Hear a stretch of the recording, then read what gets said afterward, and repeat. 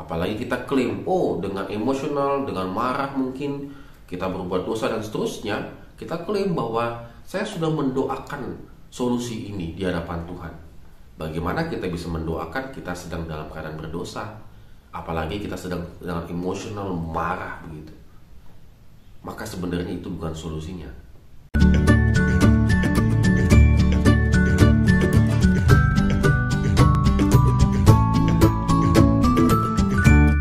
Morning Good Readers, hari ini kita mengucapkan syukur karena Tuhan kembali lagi memberikan kepada kita kekuatan dan kesehatan dan kehidupan supaya kita bisa melakukan segala aktivitas kita, dan kita akan kembali melanjutkan renungan kita di Mazmur pasal yang ke-25.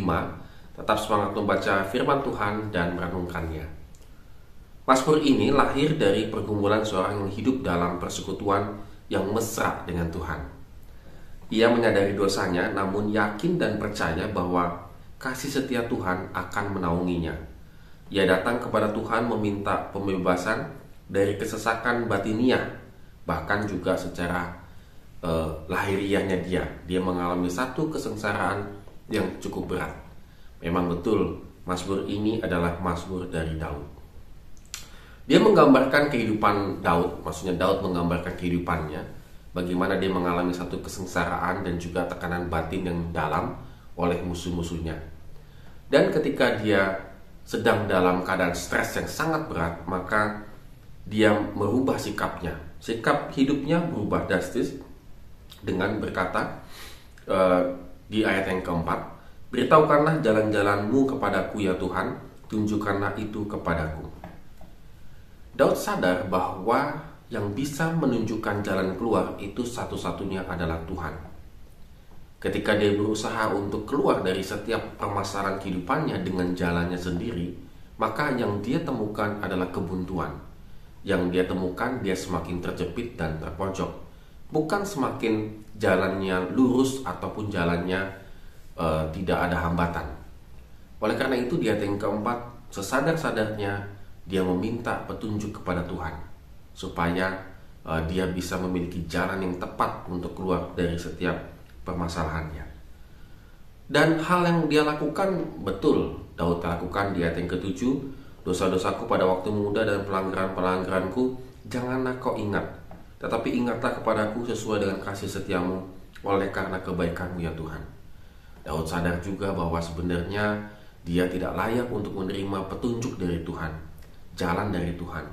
Karena dari masa mudanya sampai sekarang dia merasakan banyak sekali pelanggaran-pelanggaran dan dosa-dosa yang dia lakukan. Oleh karena itu dia memohon hanyalah kebaikan Tuhan. Tetapi di satu sisi yang lain kita bisa melihat bagaimana di ayat yang ke-9 Daud mengungkapkan satu hal yang cukup dramatis menurut saya. Ia membimbing orang-orang yang rendah hati menurut hukum, dan ia mengajarkan jalannya kepada orang-orang yang rendah hati. Daud sadar bahwa sebenarnya untuk meminta petunjuk dari Tuhan, petunjuk jalan keluar dari Tuhan, maka yang dibutuhkan adalah kerendahan hati. Good readers, kita seringkali salah ya.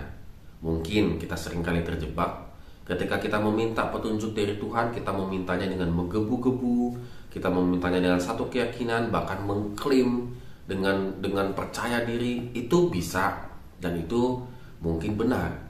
Tetapi kalau gambaran dari Daud di Mazmur 25 ini, ternyata apapun yang kita minta kepada Tuhan harus dilandaskan dengan kerendahan hati. Apalagi kalau kita sedang emosional, kita sedang sombong, kita sedang dalam keadaan berdosa, kita langsung mengambil keputusan kesana kesini, kesana kesini. Kita pikir itu adalah jalan keluar yang kita butuhkan, tetapi sama sekali tidak.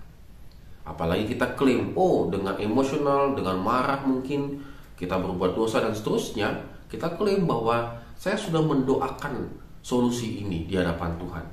Bagaimana kita bisa mendoakan kita sedang dalam keadaan berdosa, apalagi kita sedang dengan emosional marah begitu?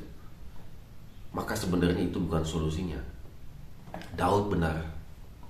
Orang yang dikasih Tuhan petunjuk hidupnya adalah orang yang rendah hati.